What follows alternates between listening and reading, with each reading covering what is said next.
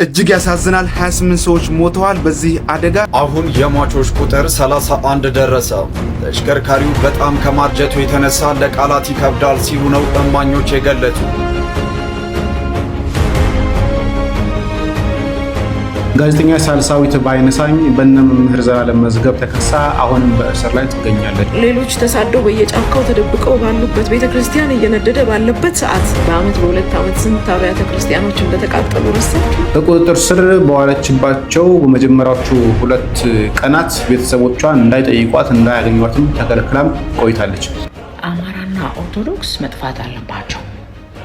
አምሃራ and Orthodox must be destroyed. ሰላም ያስልን በሰንዶጋችሁልኝ በአዲስ ቪዲዮ ተመልሼ መጣሁ። በዚህ ቪዲዮ የምንመለከተው ብዙዎችን ያሐዘን አደጋ እንግዲህ በኢትዮጵያ ተከስቷል። በዚህም አደጋ ከ30 በላይ እንግዲህ ነፍሳት ተናልና እሱ የትና እንዴት ምን ተፈጥሮ ነው የማስመለከታችሁ ነው የሚሆነው። እንደዚህ ደግሞ ለአርሲው ጉዳይ ድምጽ ከሆኑ ታዋቂ ሰዎች ማለት እንግዲህ ጋዜጠኛ ሳልሳዊት ታስራ ነው የምትገኘውና ለምን ታስረሽ ያሐሰራት ቪዲዮስ ምንድነው የሚለው ነገር እንመለከታለን። እንደዚህ ደግሞ እንግዲህ እቺታችን ኦርቶዶክስና አማራ መጥፋት አለባቸው ብላ የሰራችው ቪዲዮ ነበርና ምን ለማለት ፈልጋ ነው ምንስ ነው ጉዳይ የሚለው ነገር አብረን የምንመለከት ነው የሚሆነው። ይሄን ቪዲዮ ሁላችሁም ላይክ እና ሼር ማድረጋችሁን አሳስሩን ኮሜንት ላይ ማስቀመጣችሁን እንዳትረሱ።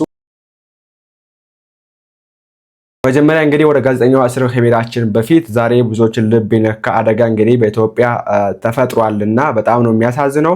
ሰምተን እንመለስ። እጅግ ያሳዝናል 28 ሰዎች ሞተዋል በዚህ አደጋ። እጅግ የሚያሳዝን አጋጣሚ ነው። ከደሴ ወደ አዲስ አበባ ሲጓዝ በነበረ ተሽከርካሪ ላይ በደረሰ አደጋ የ28 ሰዎች ህይወት አልፈዋል። አደጋው የደረሰው ከደሴ ኮምቦልቻ ከተማ መካከል በሚገኘው የሃርጎ መንገድ ላይ ነው። ዛሬ ሰኔ 8 ቀን 2018 ማለዳ ከደሴ ወደ አዲስ አበባ በመጓዝ ላይ የነበረ የህዝብ አውቶቡስ በተለምዶ ሃርጎ እየተባለ በሚጠራው መንገድ ላይ በደረሰበት አደጋ እስካሁን የ28 ሰዎች ህይወት ሲያልፍ በርካቶች ቀላልና ከባድ ጉዳት ደርሶባቸዋል። የህዝብ ማመላለሻው ተሽከርካሪ በግምት 100 ሜትር ጥልቀት ወዳለው ገደል ገብቶ ነው ይህ አደጋ የደረሰው። በህይወት የተረፉት ወደ ህክምና ቦታ ለማድረስ አሁንም ርብርብ እየተደረገ ይገኛል። እጅግ የሚያሳዝን አደጋ ነው። ዛሬ ማለዳ ወይም ሰኔ 8 ቀን እንግዲህ ከደሴ ወደ አዲስ አበባ በሚጓዙ ተሳፋሪዎች ላይ የደረሰ አደጋ ነው። በጣም ነው የሚያሳዝነው። እንግዲህ ወንድማችን 28 ብሏል። ነገር ግን አሁን ላይ በደረሰኝ መረጃ ደግሞ ይሄ ቪዲዮ ከመቅረጹ በፊት በወጣ መረጃ መሰረት የሟቾች ቁጥር እንግዲህ ከ30 እንዳለፈ ነው የሰማም እንገኘውና አሁን የሟቾች ቁጥር 31 ደረሰ። ተሽከርካሪው በጣም ከማርጀቱ የተነሳ ለቃላት ይከብዳል ሲሉ ነው እማኞች የገለጹት። ቀደም ሲል ከደሴ አዲስ አበባ የሚጓዝ የህዝብ አውቶቡስ ሃረጎ መንገድ ላይ የተከሰተ የአሰቃቂ አደጋ 28 ሰዎች ህይወታቸው ማለፉን መግለጽ የሚታወቅ ሲሆን 3ቱ ሆስፒታል ሲደርሱ በመሞታቸው በድምሩ 31 ሰዎች ህይወታቸው ማለፉ ታውቋል። ሀሚ ለኮፍሲ ነሞተ ዱአኒ ሶዶሚ ቶኮ ገሄቲ ጅራም ነሞኒ ኢጃን አርገን ኮንኮላታንኩን ባዬ ዱሎሜ ጄቻፉ ከነመረኪሱ ደጀዳን በላሱ ከኔሳን ኩን ዳንዲ ሃረጎ ኦቶቢሲ ኡመታ ደሴራ ገረ ፊንፊኔ ኢመላ ቱሬ ረቲ ሙደቴ ከናን ሉቡን ነሞተ ዲግደሚ ሰዴቲ በተኑመቲ ከንገላፈት የሙተው ነሞኒ ሰዲ ገረ ሆስፒታላ ኤርገጋኒ ቦደ ዱኡሳኒቲ ለኮፍሲ ነሞተ ዱአኒ ሶዶሚ ቶኮ አከጌስ በከሜቲ ጅራም። በጣም ነው የሚያሳዝነው። እንግዲህ እንደሰማችሁት አሁን ላይ የሟቾች ቁጥር ከ31 አልፏል። ፕላስ ደግሞ በጣም የተጎዱ እንግዲህ በሞትና በህይወት መካከል የሚገኙ ወገኖቻችንም እንዳሉ ነው የሰማን የምንገኘው። እግዚአብሔር አምላካችን እንግዲህ ነፍሳቸውን ይቀበል፣ ምህረቱን ይላክልን። ኢትዮጵያ ሀገራችን እንግዲህ በዚህ መንገድ በየቀኑ በተፈጥሮም አደጋ እንደዚሁም ደግሞ በሰው ሰራሽም አደጋ ነፍሳትን መታጠናለችና እንግዲህ ይሄ የጎን የምትመለከቱት ቦታው ደግሞ አደጋ የተፈጠረውና አሁንም ቢሆን አሽከርካሪዎች እንግዲህ የአሽከርካሪዎች ጉድለት ብቻ ነው ብዬም አላምንም። ያው መንገዶቻችን እንደምታውቁት ነው ኢትዮጵያ ውስጥ ያሉ መንገዶች በዚህ መንገድ ያው አደጋ የተከሰተበት ቦታ ስትመለከቱ እንደምትመለከቱ ነውና እንግዲህ እግዚአብሔር አምላካችን እንግዲህ ምህረቱን ይላክልን፣ ይቅርታው ይላክልን፣ በቸርነቱ ይጎብኘን፣ የሞቱ ነፍሳትን እግዚአብሔር አምላክ ይቀበል ማለት ፈልጋለሁ። እናንተ ነፍስ ማሪያችሁ ኮሜንት መጻፋችሁን እንዳትረሱ። ቀጣይ የምንመለከተው እንግዲህ ለአርሲ ድምጽ ከሆኑ ወንድሞች እህቶች መካከል አብዛኛው ታስሮ ነው የሚገኘው። አሁን ላይ ትናንት ነገራችሁ ነበር። በአንድ ቤተክርስቲያን ብቻ ወደ 5 የሚጠጉ ዘበኞች ታስረዋል። በሚካኤል ቤተክርስቲያን ለምን ድምጽ ሲሆኑ ዝም ብላችሁ አያችሁ ወጣቶች በሚልና እና ይሄ ነገር የሆነ ደግሞ በአዲስ አበባ ውስጥ ነውና በጣም በሚያሳዝን ሁኔታ እንግዲህ ወንድማችን ዮኒም ታስሮ በጨለማ ቤት ነበር ታስሮ የነበረው። ዛሬ ግን ከጨለማ ቤት እንዳወጡትና ምስትየው ልታገኘው ያለቻለች የወጣ ዘገባ ወይ ደግሞ የወጣ መረጃ ያሳያል። ከትላንትና በጨለማ ቤት ውስጥ ነበር ልጁ ታስሮ የነበረው ለብቻው። ዛሬ ደግሞ ከጨለማ ቤት አውጥተውት እንግዲህ ሚዲያ ሲጮህባቸው አውጥተውት ምስትየው ልታገኘው ይችላለችና አሁን ደግሞ እንደምንሰማ ከሆነ እንግዲህ ታዋቂው ጋዜጠኛ እንግዲህ እንደታሰረች የሰማን ነው የምንገኘው። ጸግሽን ስሙት። አሁን በደረሰን መረጃ ከሆነ ሌላ የዜና እስር ወጥቷል። እስካሁን ድረስ ተዘገበላት መረጃው ስላልነበረ እንደሆነ የምንሰማው መረጃ ነው። ጋዜጠኛ ሳልሳዊት ባይነሳኝ በእነ መምህር ዘላለም መዝገብ ተከሳ አሁንም በእስር ላይ ትገኛለች። በአርሲ የተፈጸመውን የክርስቲያኖችን ግድያ በመቃወም እና አትግደሉን የሚል የፍትህ ድምፅ በማሰማታቸው ምክንያት ለእስር ከተዳረጉ ወገኖቻችን መካከል ጋዜጠኛ ሳልሳዊት ባይነሳኝ አንዷ ናት። ጋዜጠኛዋ በእነ መምህር ዘላለም መዝገብ ተካታ ክስ እንደቀረበባትም ተረጋግጧል። ጋዜጠኛ ሳልሳዊት ባይነሳኝ በጋዜጠኝነት ሙያ በቅድሚያ በዋልታ ቴሌቪዥን በመቀጠልም በፋና ቲቪ ውስጥ አገልግላለች። አብዛኛው ደግሞ በማህበራዊ ሚዲያ ስም ስለ ኢትዮጵያ ኦርቶዶክስ ተዋሕዶ ቤተክርስቲያንና ስለ ኢትዮጵያ አብዝታ በመናገር እናውቃታለን። ጋዜጠኛዋ በ01 በ10ኛ ወር ማለትም ሰኔ 1 ማለትም 2018 ዓ.ም ሰኞ ዕለት በአዲስ አበባ ፖሊስ ኮሚሽን ፒያሳ አካባቢ በቁጥጥር ስር ውላለች። በቁጥጥር ስር በዋለችባቸው በመጀመሪያዎቹ 2 ቀናት ቤተሰቦቿን እንዳይጠይቋት እንዳያገኟትም ተከልክላም ቆይታለች። የመጀመሪያው የእስር ወቅት ጨለማ ክፍል ተብሎ የሚጠራውን ይፋዊ ባልሆነ የማቆያ ክፍል ውስጥ ተዘግቶባት እንደነበርም ኋላ ግን ወደ መደበኛው የእስረኞች ክፍል ማቆያ ክፍል መዘዋወሯን ቤተሰቦቿ የተገኘው መረጃ ያረጋግጣል። ከቤተሰቦች የተገኘው ማረጋገጫ ኦርቶዶክሳዊ ሆነ ከተገደልክ ንጹሕን አትግደል የሚል የፍትህ ድምፅ ካሰማ እውነተኛው ገዳይ ከሳሽ ሆኖ ወደ ጨለማ ቤት የሚያስገባበት አሳዛኝ እውነታ በሚል ጉዳይ በማህበራዊ ሚዲያ ላይ ከፍተኛ ቅሬታን፣ ትችትን እያስከተለ ይገኛል። ንጹሐን የኢትዮጵያ ሕዝብ ድምፅ የሆኑ ባለሙያዎችን በእምነታቸው እውነትን በመናገራቸው ምክንያት የሚደርስባቸውን የእስር እንግልት አስቸኳይ ሊቆም ይገባል ይላል። ይህን መረጃ ያጋራን ስምዐ ተዋሕዶ የተባለው የፌስቡክ ገጽ ነው። ኦርቶዶክሳውያን ላይ አትግደሉን ብሎ መናገር፣ አትግደሉን ብሎ መጮህ፣ ለምን እንገደላለን ለምን እንታሰራለን ብሎ መጠየቅ ወንጀል ነው። ዝም ብለህ ተገደል፣ ዝም ብለህ ታሰር ነው እየሆነ ያለው። ይሄ ነው እንግዲህ በጣም ያሳዝናል። ኢትዮጵያ ሀገራችን ወዴት እየሄደች እንደሆነ እቺ ልጅ እንግዲህ ያለችው ሰው ለምን ይሞታል፣ መንግስት ለምን አይሰማም፣ ለምን ይሄን ነገር ለማስቆም አይሞክርም ብላ እንግዲህ አንድ ቪዲዮ ሰርታች እንመለከቷለን። በዛም ኬትናክስ እንግዲህ ታሳ ነው የምትገኘውና እንደምንረዳው ከሆነ አሁን ላይ እንግዲህ ዝም ብላችሁ ሙቱ፣ ምንም አትናገሩ፣ ሞታችሁም፣ ተገደላችሁም፣ ታፈናችሁም፣ ተጨፈጨፋችሁ ዝም ብላችሁ ሙቱ፣ ምንም አትናገሩ የሚል ነገር ነው እንግዲህ ከሚመለከተው አካል የሰማ የምንገኘውና እታችን እንግዲህ በጣም ብዙ ቪዲዮዎችን ከዚህ ለማየት ሞክረን ቪዲዮዎችን በተለይ በጣም ብዙ የታዩ ቪዲዮዎች አሉላት እና አንዶችን ለማየት ሞክረን ነበር። ኦርቶዶክስ እና አማራ መጥፋት አለባቸው በሚል ቪዲዮዎች እንግዲህ ብዙዎች ያውቋታልና እሱን ያለችበት ምክንያት ምን ነበር የሚለው ነገር ተመልሰን እንመለከታለን። ነገር ግን አሁን ያሳሰራት ቪዲዮ ስለ አርሲ ስለሰራች ነውና ምንስ ነው ያጠፋችው ወይ ደግሞ የዛ ቪዲዮ ላይ ምንድነው ያለችው? ንግግሯ እውነት ያሳስራል ወይ? አብረን እንመልከት። መንግስትም ቢሆን የራሱን ቻናል ብቻ ነው የሚከፍተው። ለዛ እኮ ነው መረጃ የማይደርሰው። ንጉስ ደንገጡር የማይለየው ሰኔና ሰኞ ገጥሞልሻል ኢትዮጵያዊ። ጨው ለራስ ስትል ጣፍጥ ብላለች ብላችሁ ንገሩልኝ።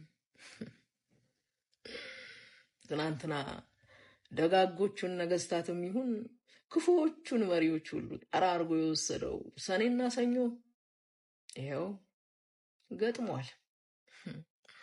ረሃብ፣ ቸነፈር፣ ጦርነት፣ ችግር፣ ድርቅ ሁሉም ሰኔና ሰኞን እየታከከ ነበር ሀገራችን ላይ የተፈጸመው። ይሄው አርሲ ላይ ዛሬም ኦርቶዶክሳውያን ነው እየታረዱ ነው። ስለ ፍትህ የመንግስት ያለ እያለ ህዝብ እየተጣራ ነው። ፍትህን ይሰጠኛል፣ እንባዬን ያብስልኛል አለው አካል ዛሬም እያለቀሰ ነው። ድንገት ግን እንባ አባሹ ፍቅ ይለን። እንዲያውም እኔ ይሄ መረጃ አልደረሰኝም። ተከሰተ የተባለው ነገር እንዲያውም እኮ እዛ ላይኛው መንደርና እዛ ታችኛው ሰፈር ተፈጽሞ ቢሆን ኖሮ ይህ ሁሉ ጩኸት ባልተሰማ ነበር ብሎ ተሳልቆ ጩኸትን ይቀማል። ጩኸት ቀሚው እሱ ብቻ አይደለም፣ የእሱ ጀሌዎችም ይከተላሉ።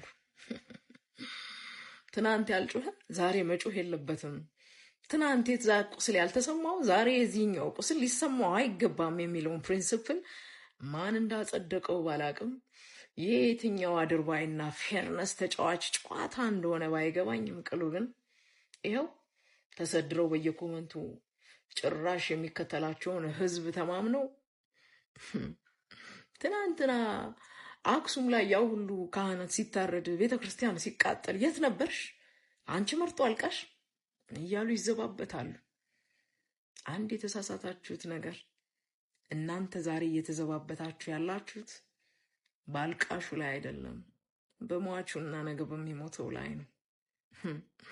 እናንተ ብሔረሰብና ሃይማኖት ለይታችሁ ስትቋጠሩ ዛሬም የሚሞተው ሰው ቁጥሩ እየጨመረ ይሄዳል። እንደው በጋራ ለሀገር አንድነት ለጋራ እሴት መቆም ቢያቅተን እንኳን በጋራ ማዘን እንደምን ተሳነን ወገኖች? በጋራ ማልቀስ እንደምን ቸገረን?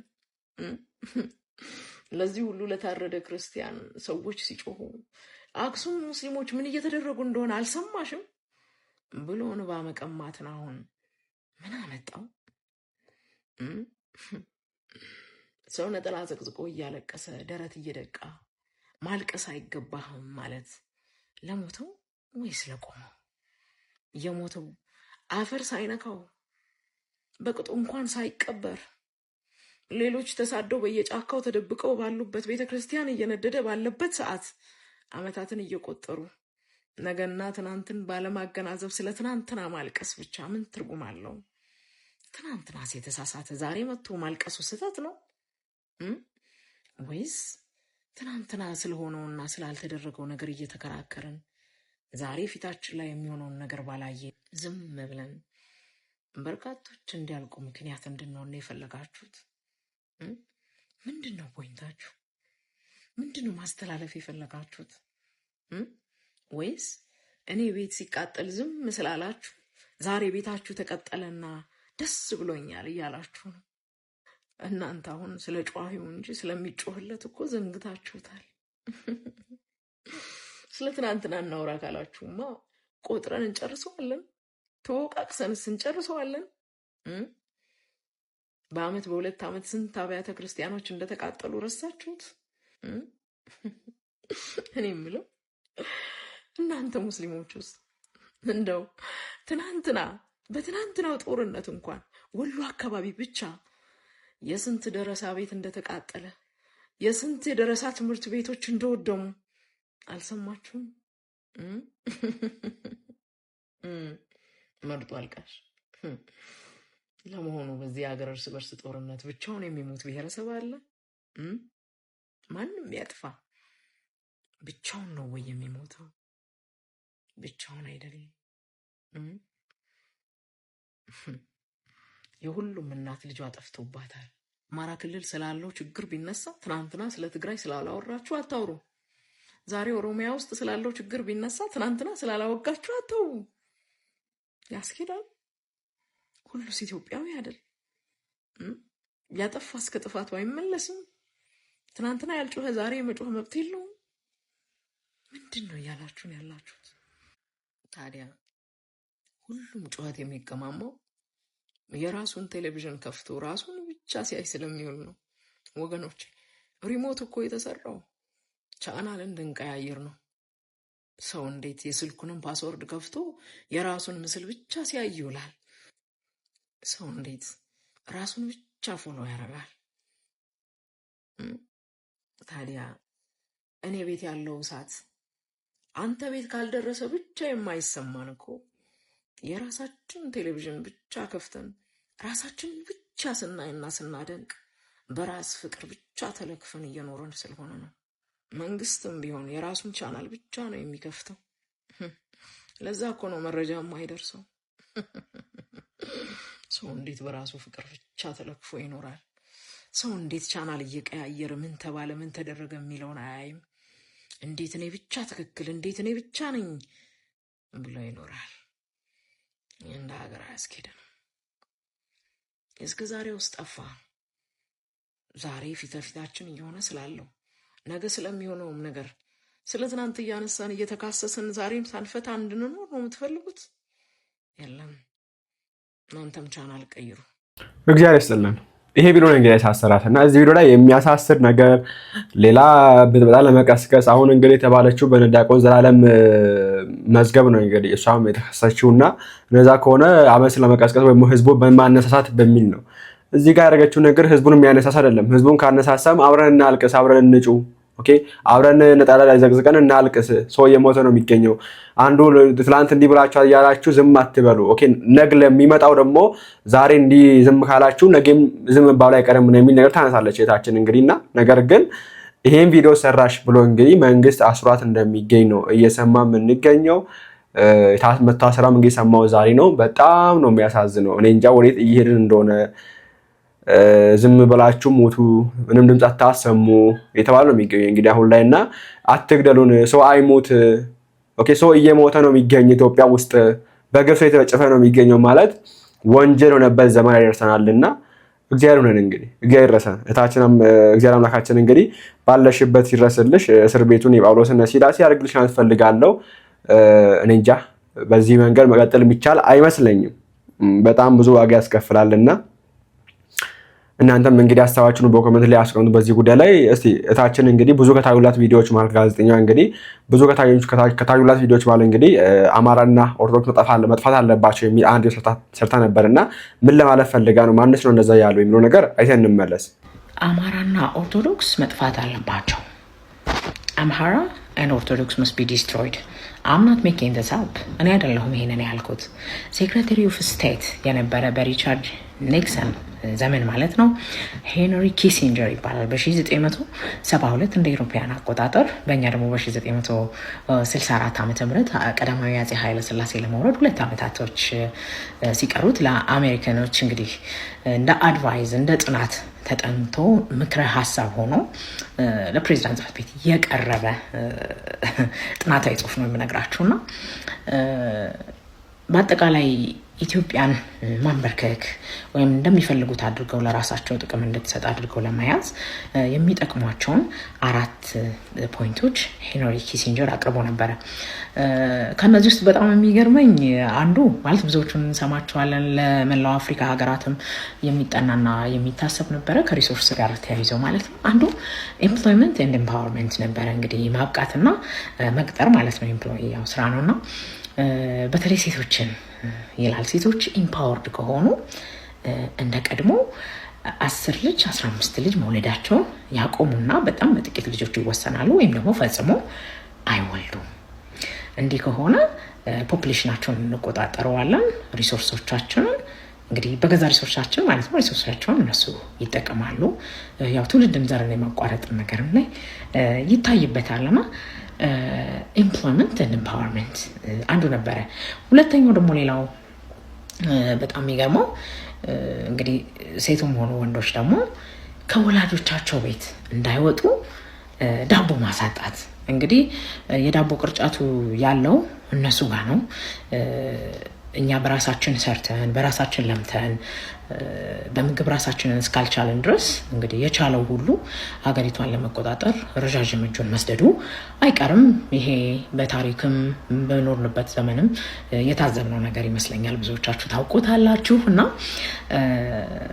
የምግብ እጥረትን መፍጠር ይላል እንግዲህ አንዱ። በዚህ ደግሞ እድሜያቸው ለትዳር ለመውለድ ሁሉ የሚደርስበት ጊዜ ውስጥ ራሳቸውን መቻል ሳይችሉ ቀርተው በወላጆቻቸው ቤት እንዲያረጁ ምግብን ማሳጣት ይላል።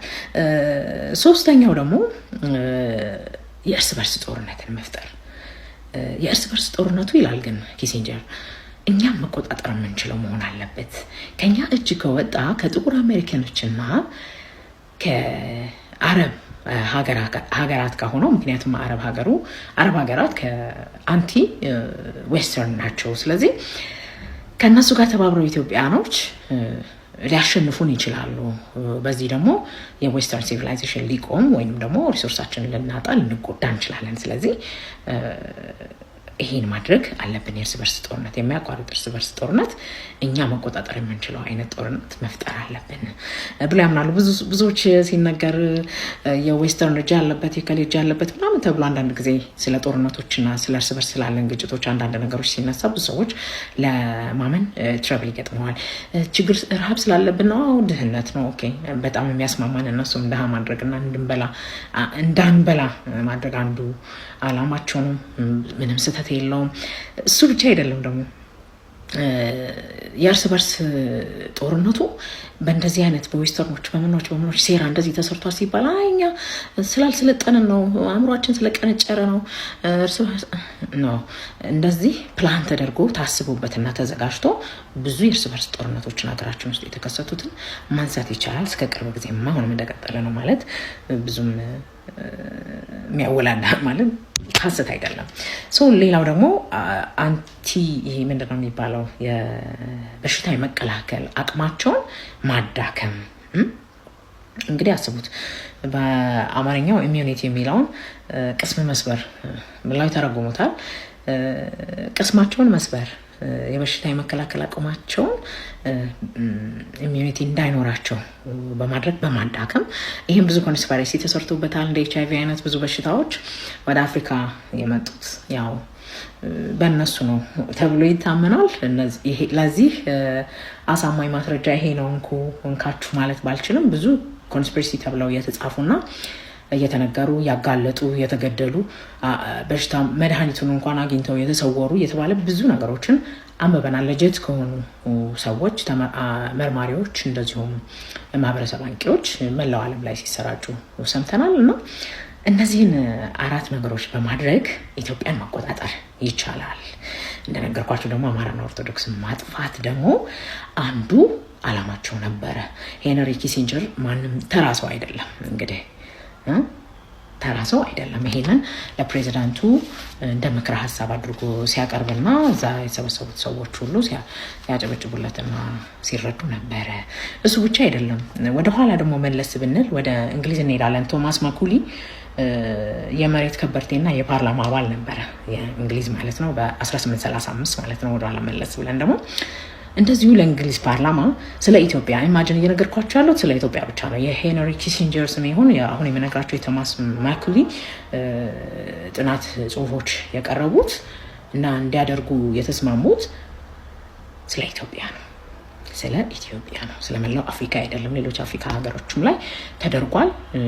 እንደዚሁ እየተጠቀሱ የተደረጉባቸው ሀገሮች በርካቶቹ ደግሞ ቅኝ ስለተገዙ ኦልሬዲ እዛው ውስጥ ገብቶ እነዛን ነገሮች በማድረግ በተግባር ተደርገውባቸዋል። ሰው ደግሞ ይሄኛው እንግሊዛዊ ደግሞ ምን ይላል?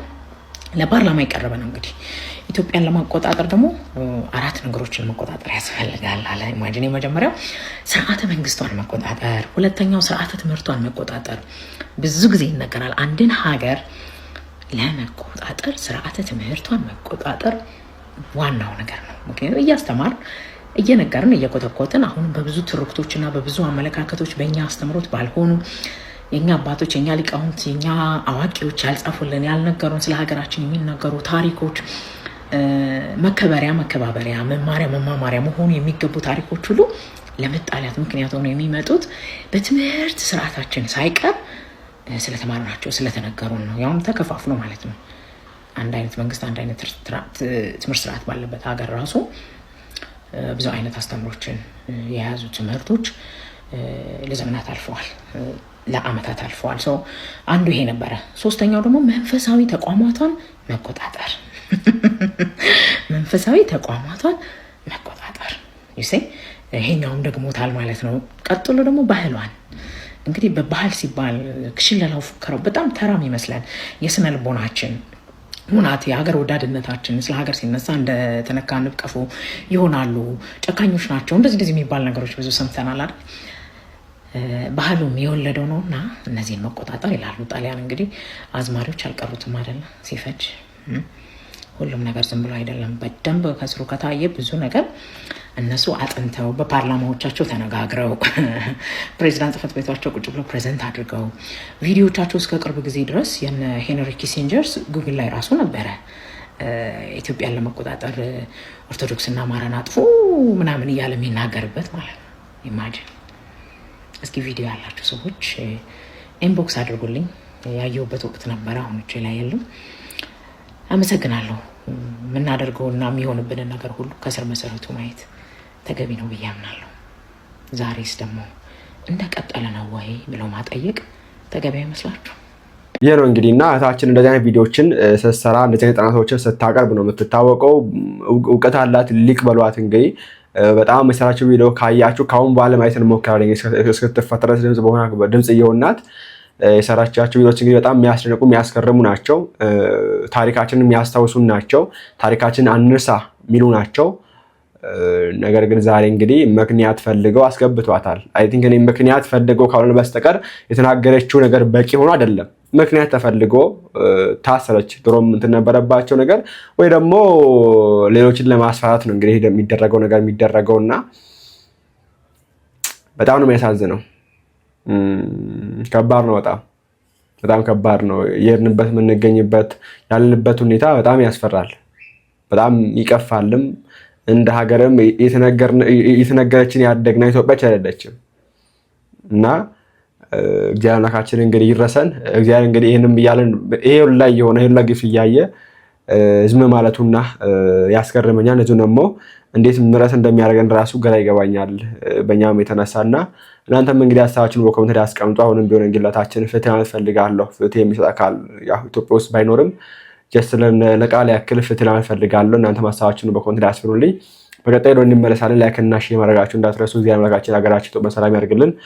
ተዋህዶ ሃይማኖታችን ይጠብቅልን። በእስር ቤት የሚገኙትን ተፈናቅለው የሚገኙትን እግዚአብሔር ይመለከትልን፣ ይጎብኛቸው፣ ያጽናናቸው፣ ያበርታቸው። በቀጣይ ነው እንመለሳለን። ቸር ቆዩልኝ።